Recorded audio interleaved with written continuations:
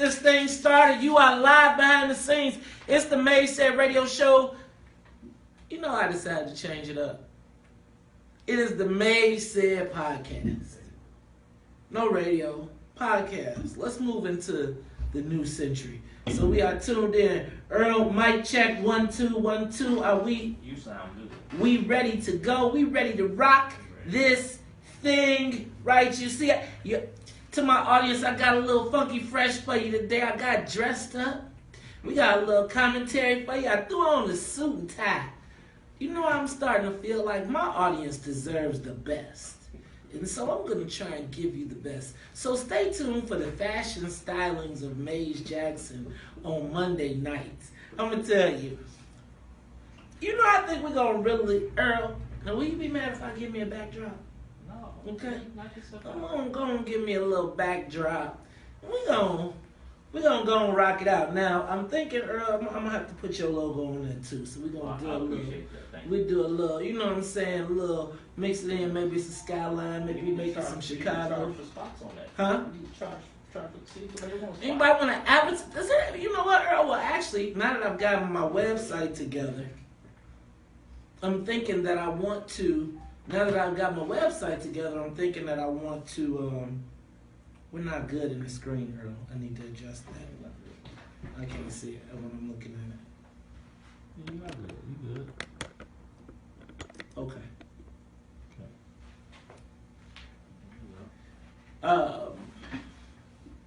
Yeah, there it is. It's about time to hit it. God, literally. All right. You about ready to hit it. Oh, this hard goddamn work feels this good. Woo, woo. We did it again, baby. Another Black Ice production. The morning work. This series, listeners, y'all. Go. 5, 4, 3, 2. What's up, Chicago? What's up, world? It's your boy Maze Jackson, and this is the Maze Said Radio Show and Podcast. Hold it. Let's change it up. You know what, Earl? I have decided to bring it on into the 21st century. So I'm going to drop the title Radio Show. Now, it may take me a couple weeks because I've been having my Maze Said Radio Show and Podcast all together. You know, I got my intro and I'm ready. But let's run that back and let's practice it and let's do it right. And let's make sure that the listening audience is prepared for what they're about to get. Because this is bigger than any radio show. This is the World Wide Web. We are international. We are global. So let's do it right. Let's take it back and run it back. Now, I'm not supposed to be acting up in my suit and tie, but you know I got my coffee back, Earl. Last time I was a little gloomy. We had a little dark. I had my coffee. I'm back. So let's do this. Give me the countdown one more time. Let's do it one more time. You have to do it all right, man. Here we go. 5, 4, 3, 2. What's up, Chicago? What's up, world? This is the Maze Said Podcast, and we are live right here on Intellectual Radio. That's right, www.intellectualradio.com. We are streaming live 24/7. We are an iHeart radio station. Give us a call, 708-223-8953. I'm in the building. It's your boy, Maze Jackson, and I'm flowing solo tonight, but I got an action-packed show for you. Well, I'm never really solo because I got my main man, the super producer, Earl on the wheels of steel behind the scenes doing the thing. We are going to get it live. We're going to keep it rocking. Chicago, world, are you ready for the Maze Said Podcast? Because we are ready to take you there. All right. Now, I have been a little hyped up. I'm charged up. I'm feeling, well, I was going to say I was feeling real good. I was excited. First of all, let me say to everyone who hit me up last week for not being in the building. I was watching the NCAAs. I apologize. But you know, this is that dead time of the season where you get to get all your sports in. But I want to apologize to everyone for last week not showing up. But we are here, and it is Monday at 8 o'clock. It is the hour where you get the action, you get the real information. I was telling y'all I was feeling real good today. And then I started out early, so I have a true confession. I started out, I had my suit on because I had some important meetings today. And I said, you know what, I'm going to carry this on over. But when I went to my important meetings this morning, I was, unlike normally, I was off of social media. And when I got back on, my timeline was full, and word had come that Chicago legend, world legend, broadcaster extraordinaire, radio legend, Dan Ryan head, Doug Banks, had passed. And so before we go on, I want to take a moment of silence to remember Doug Banks, who was with us from June 9th, 1958, and he passed today, April 11th, 2016, of diabetes. All right.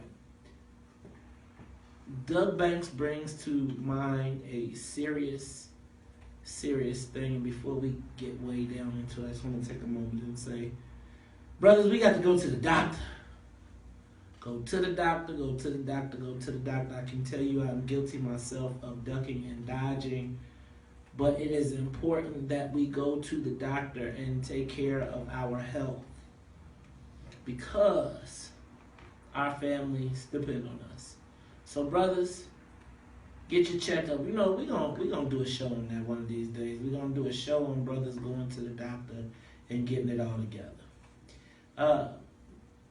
But I think I called my wife up today and I said, babe, and she was in the middle. Sometimes, Earl, we're busy in the daytime. We get to running and she's going or I'm going and I'm going and she's going. And sometimes we don't always, we move it.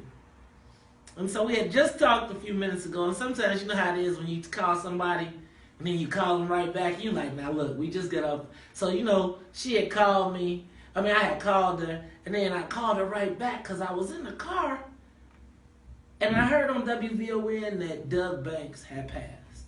So she picked up the phone, and she was kind of like, yes, babe. I'm in the store, I'm in the line, I'll call you back. And I was just like, I just want to tell you Doug Banks died. And she stopped. Right? And I said, don't say nothing. She said, wait, what? Don't, just finish what you're doing. And so she called me back, and she was like, I'm feeling some kind of way. I'm feeling some kind of way because, she was like I feel like I knew Doug Banks. And I paused and I said, babe, you did. You think about this.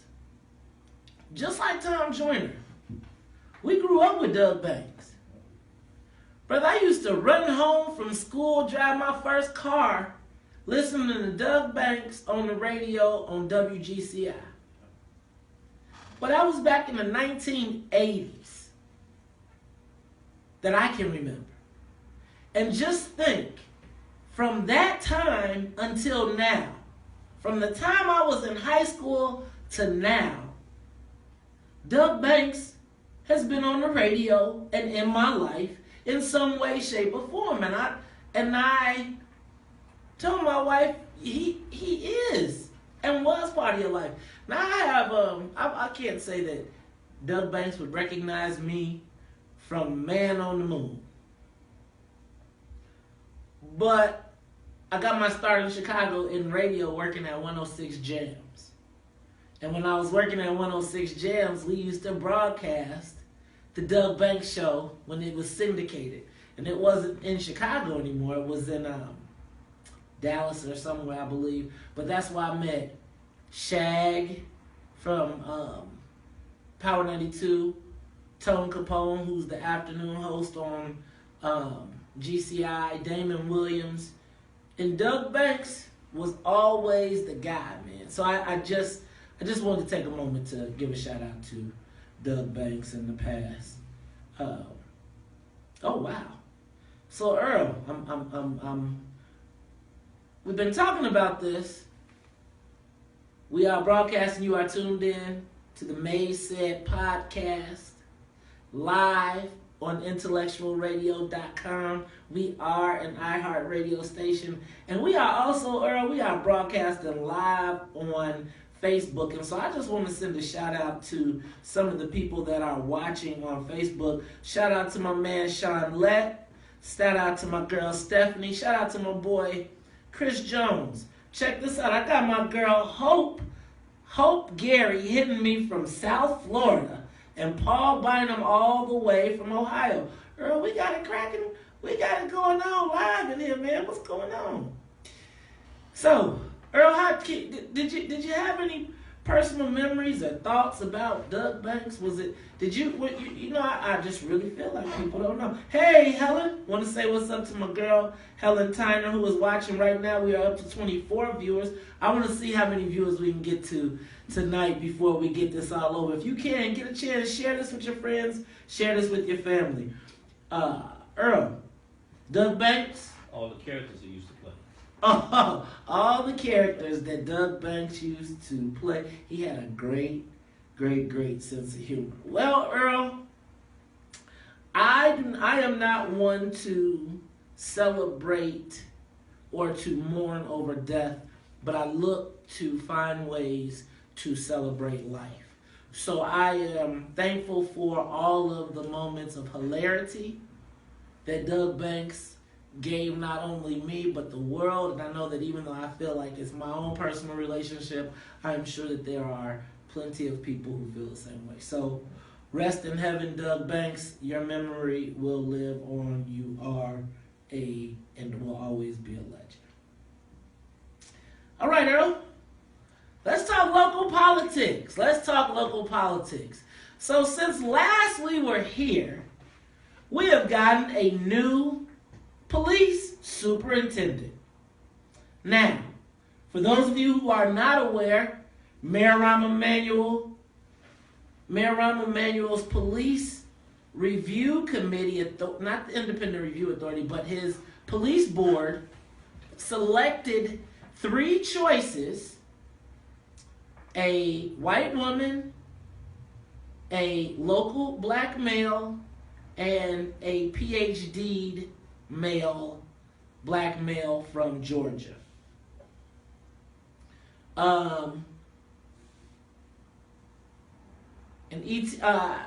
So everyone assumed that the odds-on favorite was this Cedric. Well, I can't remember his last name, but this Cedric from Georgia. He was PhD. He's on all the news channels. And Mayor Emanuel, in a shocking move, throws out all of the candidates and selects Eddie Johnson as the interim superintendent, soon to be confirmed as the permanent superintendent.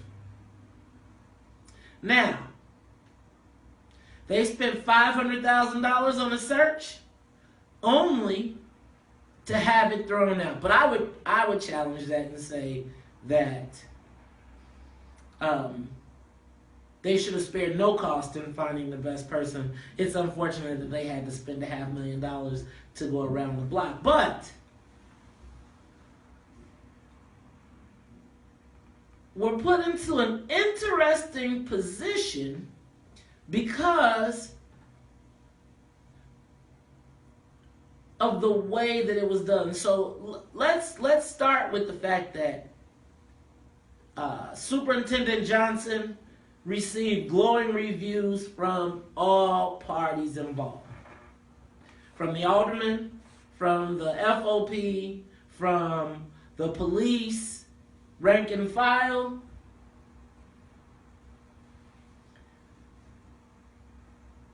But people are upset at Eddie Johnson because he's Rahm's pick and the way that Rahm went about picking him, Mayor Emanuel Rahm Emanuel. Now, I would tell you, Earl, that way back in October, when it became apparent that the Laquan McDonald tape was going to be released, Eddie Johnson's and there was some calculations that some kind of way you knew McCarthy had lasted a long way, and you knew some kind of way somebody was going to have to take the fall, and eventually he would go. The first person that came to mind when I mentioned this to quite a few black police officers as who would be a good replacement, Eddie Johnson's name came up 4 out of 5 times. When you talk to anybody who knows him, they would tell you that he is the example of a police officer, of who you would want a police officer to be. That he has all the traits and characteristics and has the ability to mobilize and bring the police and community together. But his challenge is how he was chosen. So out comes this story, mysteriously, about the cheating on the exams. And that the superintendent's fiance may have been accused of being a part of the cheating scandal. Now let's be clear. The cheating scandal, if you go on YouTube, you can find clips that go all the way back to 1978 about this same cheating scandal that now they want to taint this man with through his fiance. Now let me tell you, Earl, real talk, real time, I figured that, in this situation, we knew that this brother they were going to try and throw some dirt on this brother. Did we know that? We knew that. But my question is, why did the black folks jump in? Why are black people at the forefront of trying to tear this brother down? Why are black people at the forefront of trying to tear this brother down when all parties agree that he's a good guy? Now, did he see any police misconduct?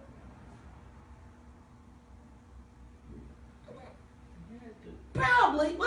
What do you think that if he was a good cop and people knew he was a good cop, they kept stuff away from him? But here's my point. Why is it that black people feel the need to pile on? Why is it that we get what we ask for, which is a black local police chief superintendent, and we still mad? Black folks, we can be mad at Rhyme all day long, but don't hate on the brother. Give the brother the opportunity to do the things that we need him to do. The reality is that he's going to have a lot of leeway to get a lot of things done. Right now, Earl, to our listening audience, Chicago has an astronomical shooting and murder rate. And so we're caught between a rock and a hard place.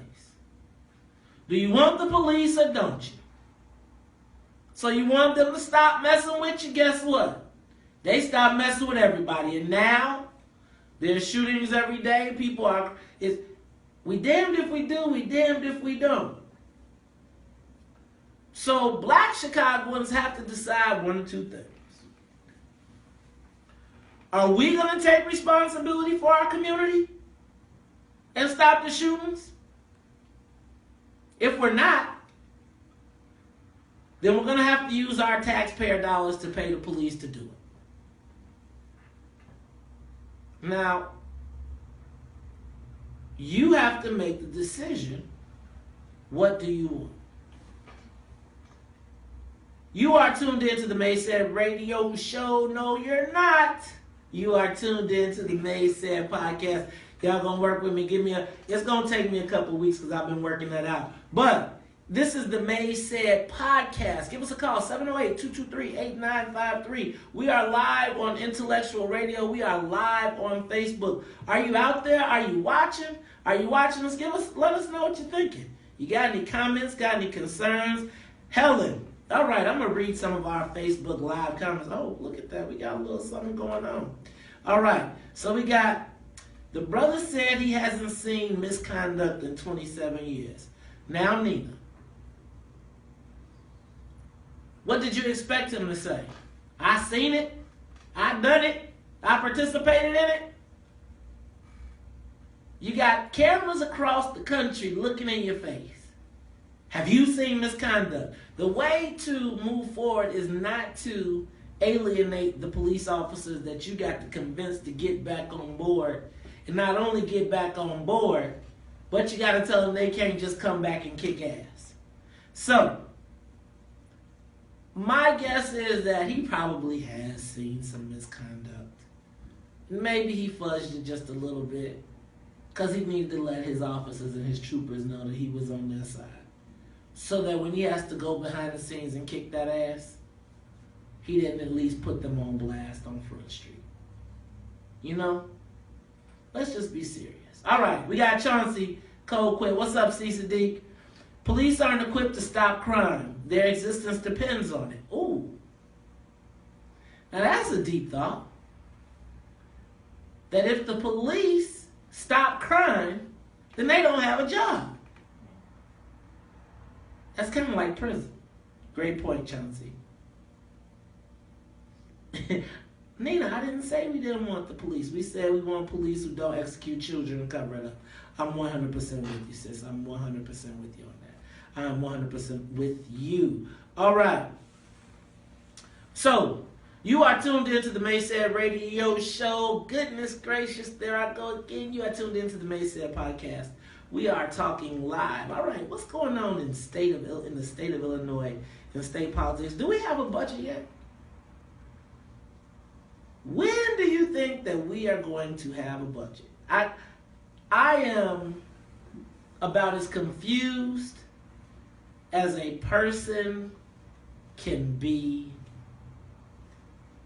in politics. And if I'm confused, Earl, I don't know what the regular people are thinking.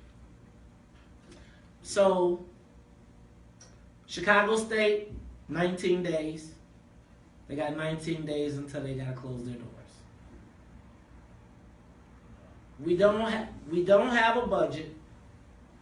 There doesn't seem to be any potential breakthrough. And I'm not exactly sure what's being done.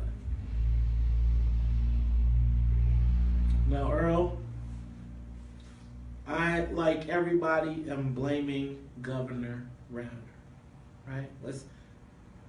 Can we call him a given? I guess my question is, if we know that he's going to try and choke us out, what's the plan? Is there another strategy? Or are we going to be in a siege? Because in the siege, Earl, we're the expendable people. Every day, a business is closing. Black business. Somebody who's in need of services is being cut off.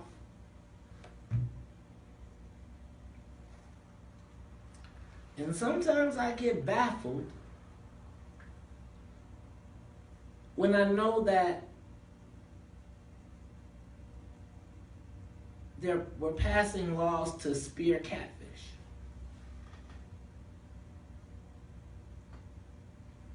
I'm not exactly sure who we can trust or who we can depend on.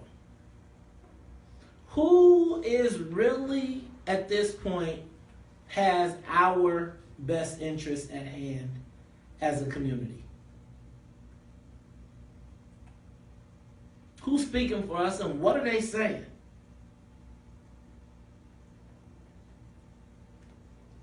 I'm starting to really become frustrated at the lack of courage and leadership being shown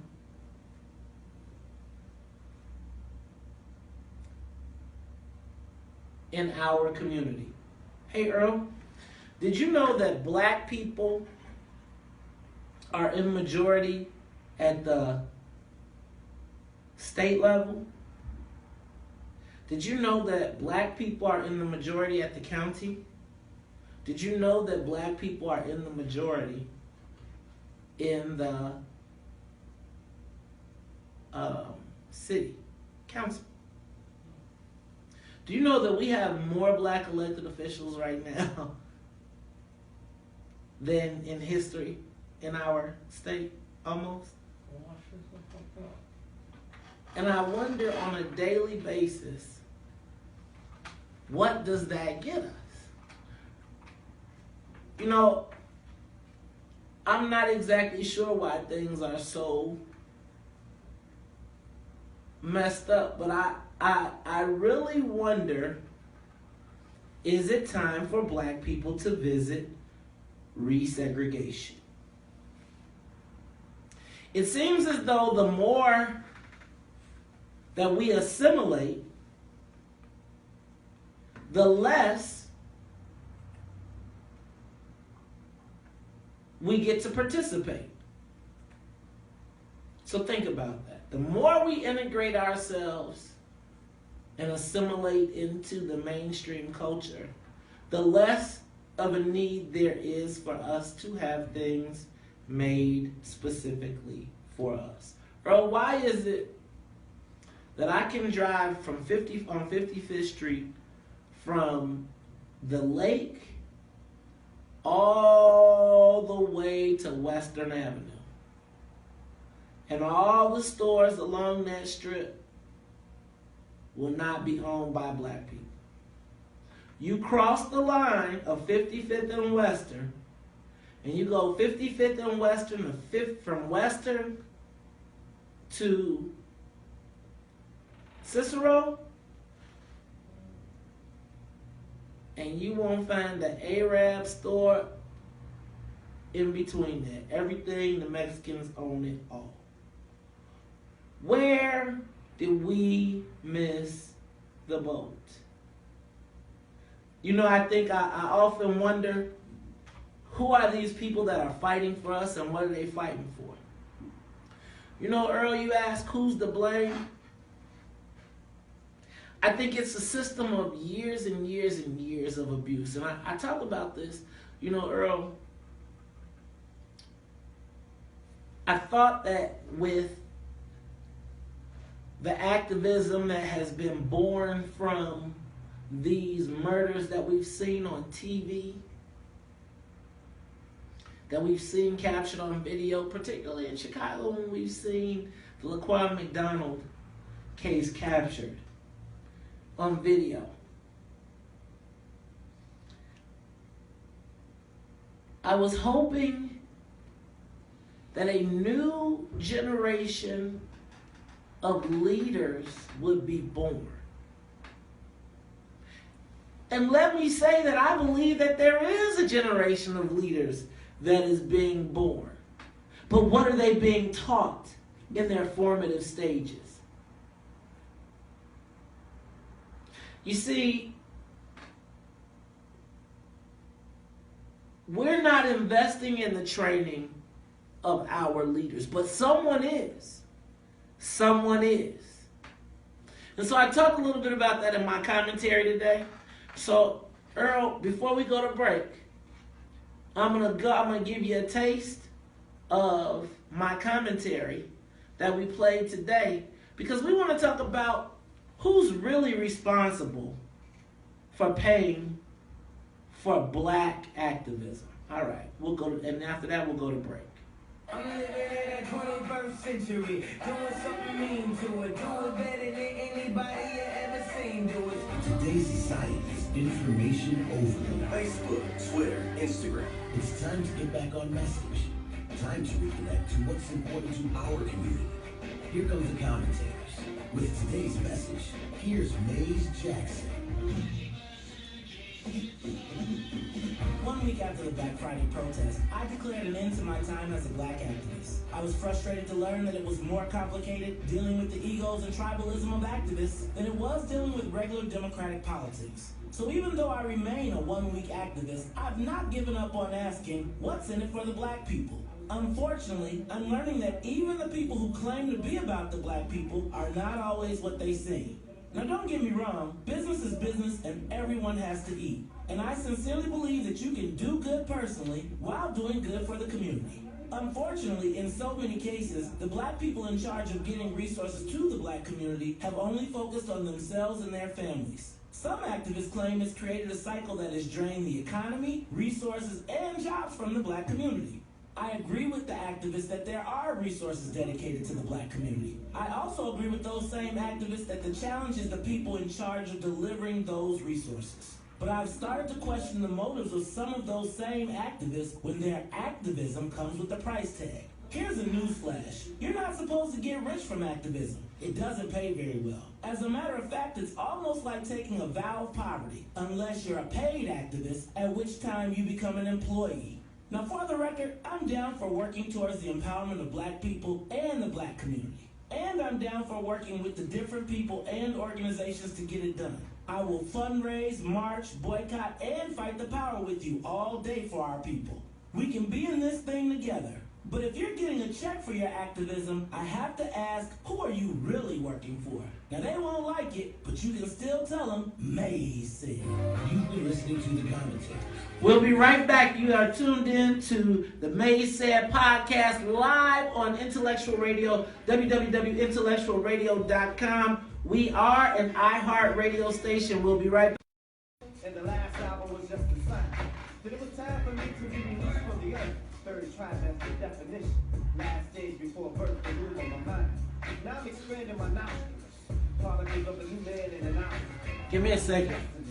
All right. Yo, if you are watching me on Facebook Live, I'm going to try and get to your comments right now, so stay tuned. All right, I got my girl, Helen Tyner. Helen, you know you my girl. You my main girl on the Facebook page. You know I'm ready to go to war with you, sis. Straight up, what's up, Hope? What's up, Nina? Carl, resegregation. It is deep. But if we get resegregated, man, we already live in a segregated community. Now let's get our stores. Let's own the stuff that we living with in our communities. And then once we get it all together, man, maybe we can reintegrate, all right? Ben Brown, you know you my man. Ben, why you always giving me a hard time? All right. Yes, Helen, they are silent. Let me see who else we got here. Michael Tyner, how about the police who actually live in the communities they patrol? Yeah, you know what? That'd be interesting, but then somebody be mad because they slapped their kid. What up, Kenwood? Thank you, brother. I'm trying to keep up the work. All right. Let's see what else we got. Chauncey, what's up, boy? Woo. Paul, man, we got people watching from all over the world. This is your boy, Maze Jackson. The thing that I don't like about doing it on the computer and not having the phone is the comments come up on the phone quicker, so I'm broadcasting from the phone. All right. Katie, I see you out there. What's up, Rita Jackson? Rita, are you watching from, Britain? I mean, not Britain, France. Are you in Chicago? What's going on? We got all the people. Nicolette, what's up? Radia, Shanlette, Deborah Ray, and Chris. All right, Earl, I'm about ready to go back. Give me 1 second. Hold on. Check my tie. On my coffee. You ready? 5, 4, 3, 2. What's up? It's your boy Maze Jackson, and you are listening to the Maze Said podcast. We are broadcasting live right here on intellectualradio.com. We are an iHeart radio station. We are also, Earl, doing this thing on Facebook Live. Now, apparently, my Facebook Live has made YouTube a little upset. So they just sent me a link so that I can start broadcasting from YouTube Live. So now, I might have to get me another phone line or another something, Earl, so we can be broadcasting to all of our audiences. And we got to get that worked out and worked in. How are y'all doing today? I hope everybody is having a great day. So we were just talking about the state of black politics, but I want to have a little fun. So now ladies, get ready, because I am going to set the internet on fire tonight. All right? Now, Earl, as you know, I am a newlywed.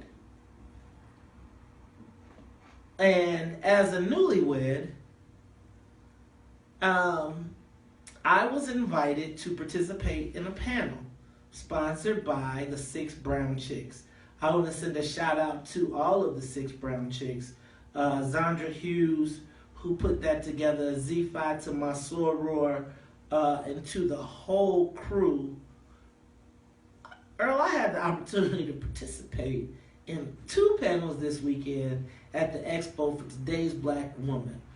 But interestingly enough, the panel that got the most heat was entitled, let me make sure, I'm trying to scroll down so I can get to it and make sure I got it right. And the title of the panel was, How to Love a Black Man and How He Should Love You Back. Now on that panel was myself, Jonathan Jackson, Kanye, Khalid Scott, Morris, and Okira. And boy, let me tell you, Earl, it got hot. Now, first of all, I do believe that there are quite a few sisters that are really trying to get it right. All right? So let me start there. And it was obvious by the attendance at the panel that there are a lot of sisters that want information on how to, I don't know if it's get, capture, trick, trap, whatever it was, a man. But I know that it was a room full of women and they were trying to figure out how to get a man. And Earl, some of the things that I heard at that panel had me on the floor dying. And some of the things that women were willing to do and the chances and the risks that they were willing to take were beyond me. So, Earl, I think I'm going to spend this next 14, 15 minutes talking about that panel. So, Earl, I was on the panel and there were a couple of us that were, 3 of us that were married, 3 of us that were single. And I like to perform.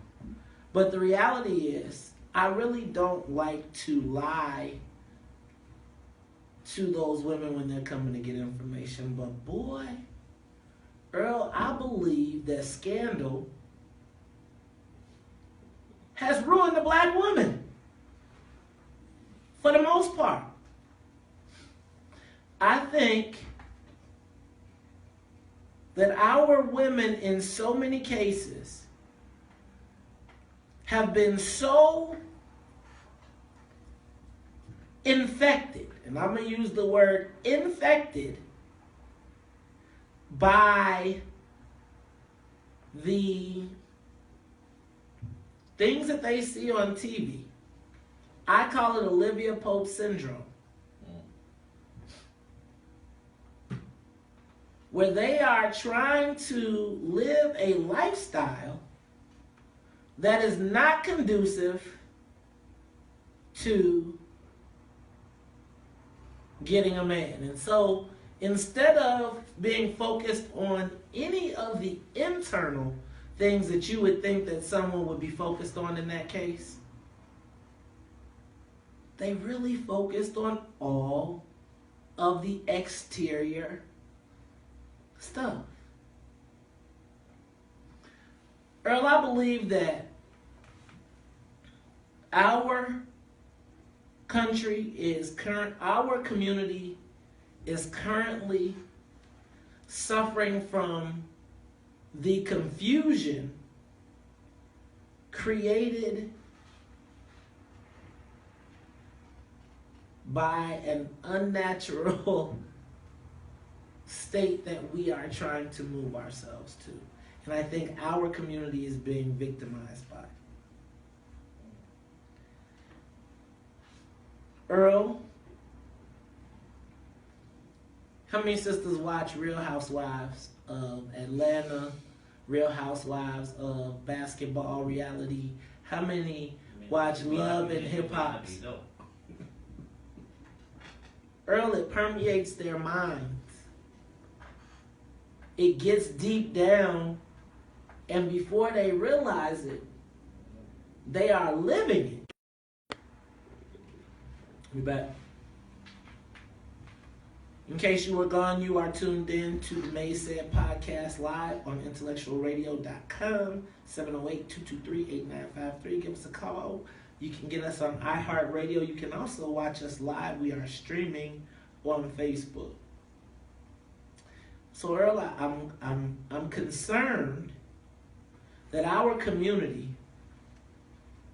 as we've continued to assimilate,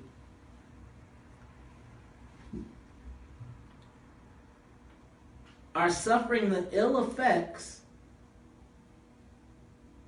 of trying to force ourselves into an unnatural state of being.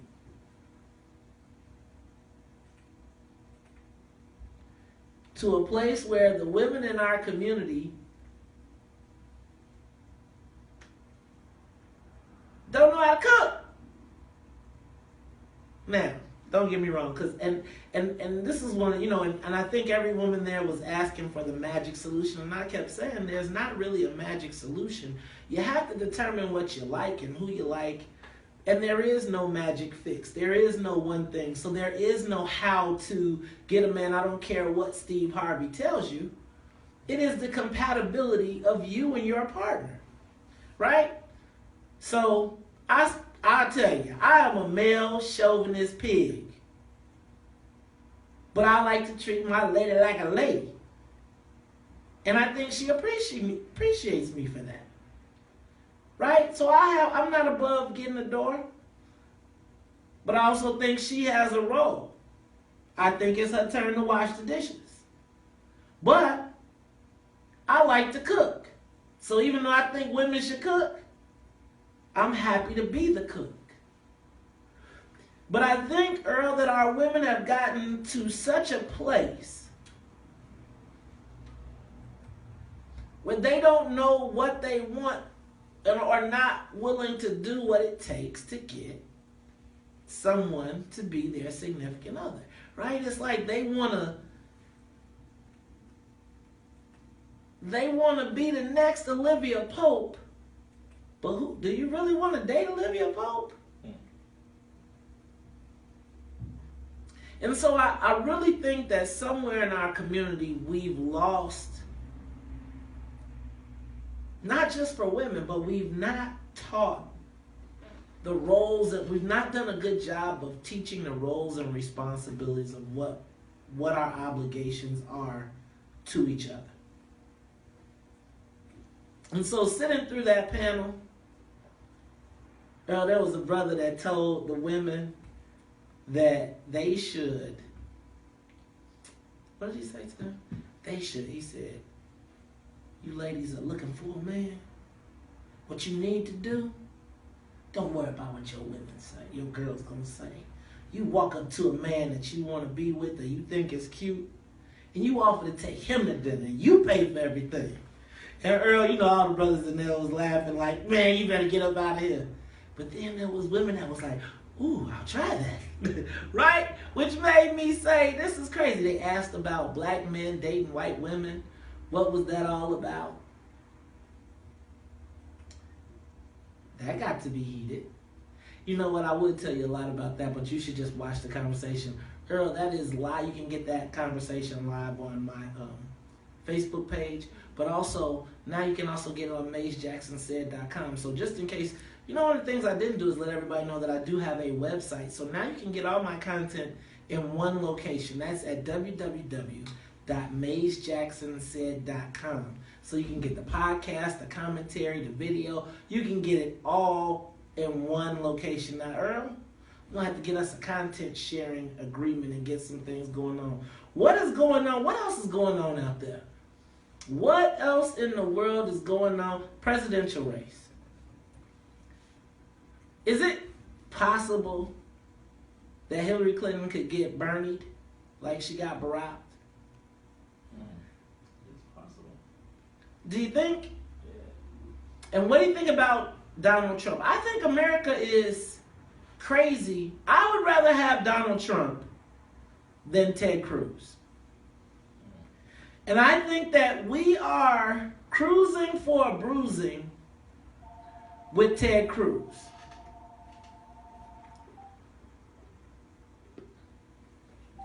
Ted Cruz, to me, is very, very, very scary, and I think that we are underestimating him. I think that Ted Cruz was willing to shut down the government.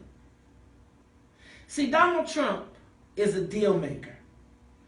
And in spite of all of the madness and all the craziness that he talks, Donald Trump has done deals. He does deals. International deals. Now, yeah, he's appealing to the lowest common denominator. But you see, Ted Cruz to me seems like the guy that sneaks through everybody because we don't know that much about him and he's a crazo.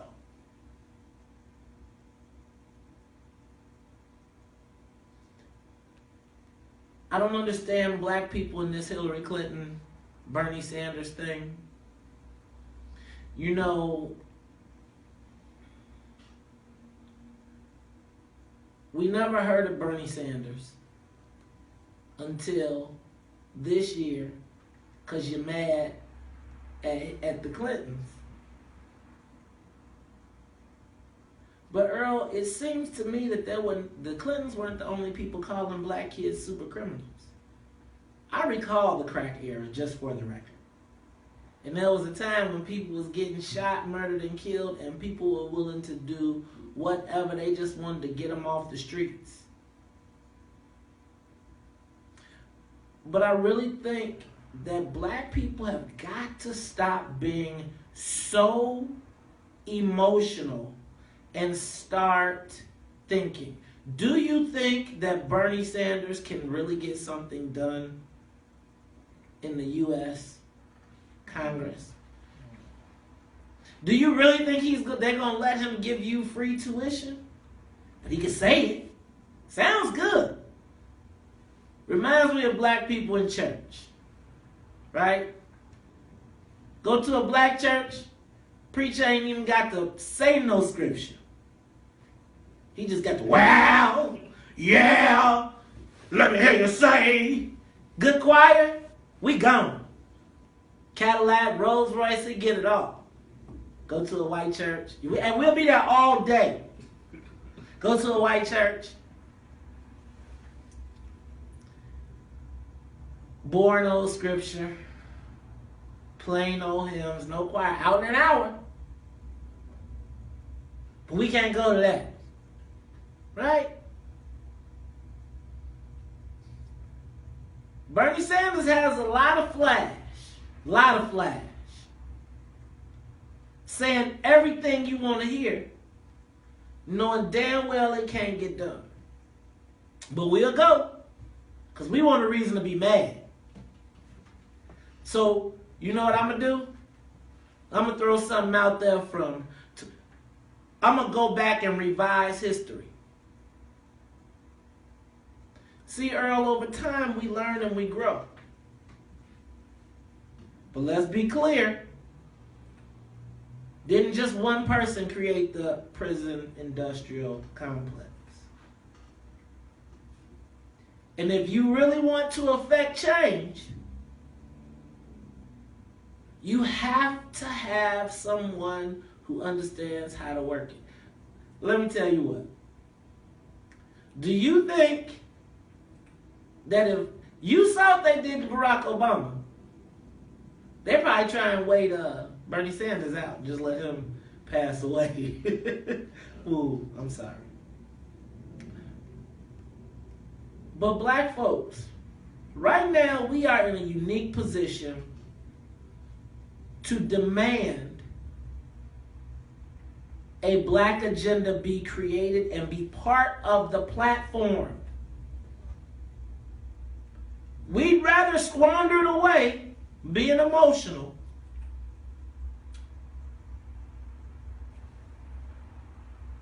than take the opportunity to build a win. Right now, I bet you could get Hillary Clinton to adopt any black program you wanted.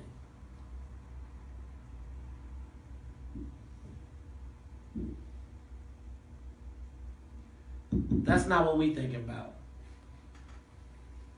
Because you know what I can do is just roll the ball on out there and y'all get mad. Let me hit them with a few. Let me throw them a few nuggets. Let me give them a high moment. Let me drop a picture. Let me drop a picture of you with Dr. King and y'all gone. Ask President Obama how many times. Ask y'all president who y'all love so much, how supportive Bernie Sanders has been of him. Oh, now y'all, oh no, I don't count that. Look, man. Black people, we gotta stop being emotional. I can't front. I have been emotional in my time. But we've got to learn this business of politics if we want to affect our future. And we gotta be smarter. See, so many times they got us chasing our own tail, arguing against our own self-interest, trying to make you pick this guy better than that guy. Can I tell you something?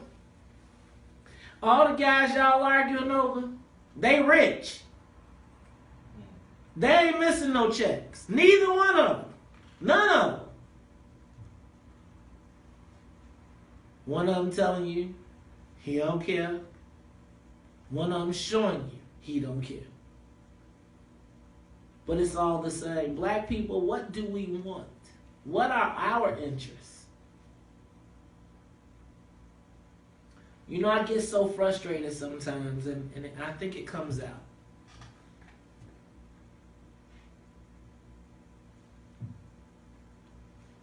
Because we allow them to play us like we're simple. And we're not as simple.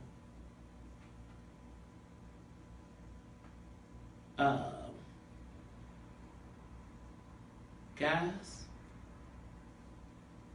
right now, we have a unique opportunity to change the way things are done.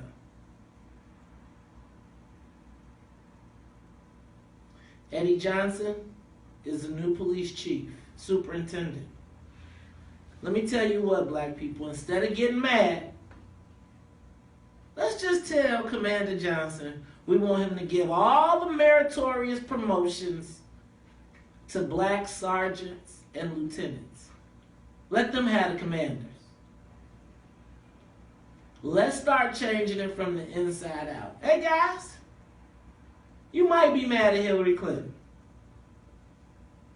but the odds are, brother, that the world owe them Clintons a lot. So them super delegates are not probably going to change.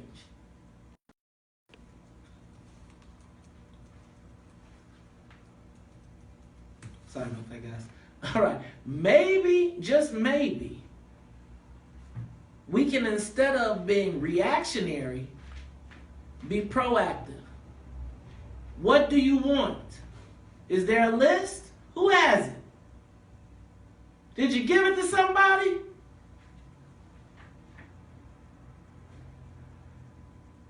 See, we know how to tear stuff down. But we got a chance to build something right now.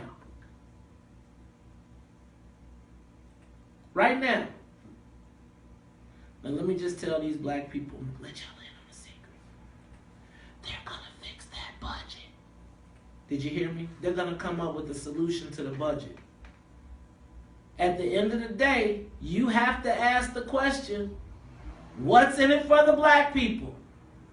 That's your boy Mace Jackson. You are tuned in to the Mace Said podcast. We are here every Monday from 8 p.m. to 9 p.m. live on Intellectual Radio, www.intellectualradio.com. We are an iHeart radio station. You can catch me every week right here with my main man Earl. Next week, I think it's going to be hot. I found myself a little team. Seems like the show is starting to blow up. We got some people looking at sponsoring. We got a lot going on. So you stay tuned and keep on watching the Mace Said podcast because it is bound to get hot. You know what? You learned it all here first. There's no place better to get the insights on politics in Illinois than right here. Tune in, stay tuned. We'll catch you next Monday live. Peace. The beginning of a new sentence, black ice a definite art. And I become a party. 4 hours later, still serving you like a waiter, giving you wisdom like a father.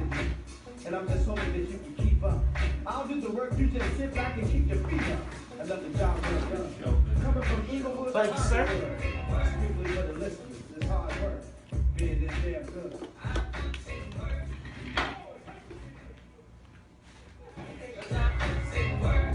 I come on the heels of Rakim and K. KIS-1, Gucci Rap, PE Nas and Cool J. Getting on still lyrically from the last name and put black in front of the first. And with this gift comes a curse. That's what the hater comes in now. Peace out, people. It's your boy Mace Jackson. You have been tuned into the Mace Said podcast. That's right, it's the Mace Said podcast. We changing it up right here on Intellectual Radio. I'm in the building. My boy, the super producer Earl, you see him back there. There he goes right there. We are doing our thing live. Stay tuned. Go to www.macejacksonsaid.com. You can get all of the content right there live. Peace.